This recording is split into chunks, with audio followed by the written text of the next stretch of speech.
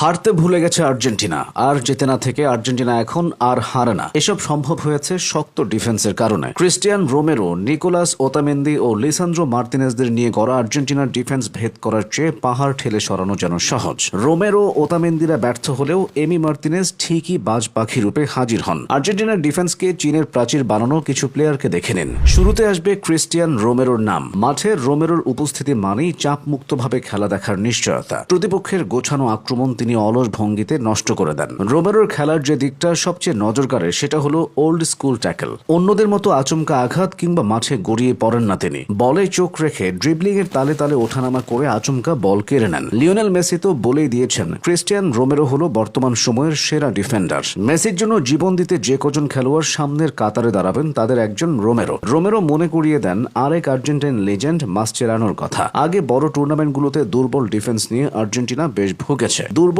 Defence নিয়ে আর্জেন্টিনার board থেকে শুরু করে ভক্ত সমর্থকদের হাহাকার যখন চরম সীমায়, তখনই জাতীয় দলের রোমেরোর আবির্ভাব। দেখতে সাদাসিধে বাকি 10 জন ডিফেন্ডারের মতো ডাকাবুকু মনোভাব নেই আহামুরে আগ্রাসনের ছোঁয়া, কিন্তু তাকে ডিঙিয়ে বল নিয়ে যাওয়া ফুটবলের সবচেয়ে কঠিন কাজগুলোর একটি। এদিকে নিকোলাস ওতামেন্দির বয়স যেন কমছে, ভক্তরা তাকে জেনারেল ওতামেন্দি নামে ডাকে। একজন শক্তিশালী এবং আক্রমণাত্মক ডিফেন্ডারের মধ্যে যা যা থাকা দরকার ওতামেন্দির মাঝে তার সবই আছে। তিনি মূলত ফিজিক্যাল পাওয়ারের জন্য পরিচিত। ওতামেন্দি বডি টু বডি ডুয়েলে খুবই শক্তিশালী। তিনি প্রতিপক্ষের ফরোয়ার্ডদের 1 ইঞ্চি জায়গাও দেন না। এছাড়াও দলকে নেতৃত্ব দেওয়ার ক্ষমতা তাকে আলাদা করেছে। উচ্চতা পুরোপুরি 6 ফুট। খুব বেশি উচ্চতার না হলেও হেডিং এ ওতামেন্দি অত্যন্ত দক্ষ, যা তাকে কর্নার ও সেট পিসের সময় বিপজ্জনক বানায়। তার ক্ষিপ্রতা এবং আগ্রাসী মনোভাব দলের বাকিদের চাঙ্গা করে। আর্জেন্টিনা ফুটবলের সব থেকে খারাপ সময়টায় তিনি দলের অংশ হয়েছিলেন। সব থেকে ভালো সময়টাতেও দলের শিরোমণি হয়ে আছেন। আকাশী নীল জার্সি গায়ে 2010 সালে অভিষেক হয় ওতামেন্দির। এরপর থেকে আর্জেন্টিনার হয়ে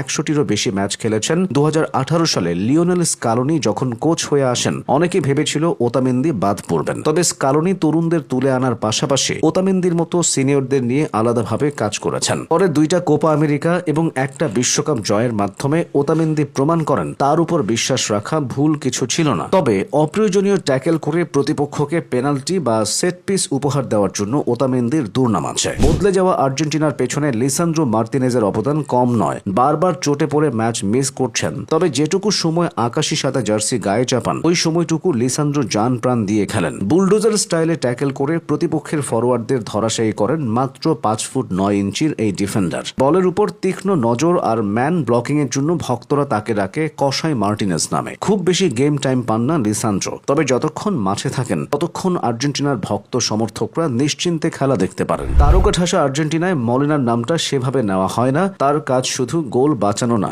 গোল তৈরি করার ক্ষেত্রেও তিনি অবদান রাখেন। মলিনার স্পিড দারুণ, যা তাকে উইং ধরে দ্রুত আক্রমণে উঠতে সাহায্য করে। মলিনা, রোমেরো, ওতামেন্দি ব্যর্থ হলেও এমি মার্তিনেজ আছেন। মেসি আর আর্জেন্টিনাকে তার চেয়ে কেউ বেশি ভালোবাসে না। এমি না থাকলে আর্জেন্টিনার ভাগ্য হয়তো অন্যভাবে লেখা হতো। আর্জেন্টিনার হয়ে তিনি 61টির বেশি ম্যাচ খেলেছেন, এর মধ্যে 42টিতেই ক্লিন শিট রেখেছেন। যতগুলো ম্যাচ হেরেছেন ঠিক ততগুলো ট্রফি জিতেছেন। এমির সবচেয়ে বড় ব্যাপার হলো তার সেভগুলো ম্যাচের ভাগ্য নির্ধারণ করে দেয়। এভাবেই আর্জেন্টিনার ডিফেন্স হয়ে উঠেছে অভেদ্য দেওয়াল। এই দেওয়ালে আটকে যায় প্রতিপক্ষের সব আক্রমণ।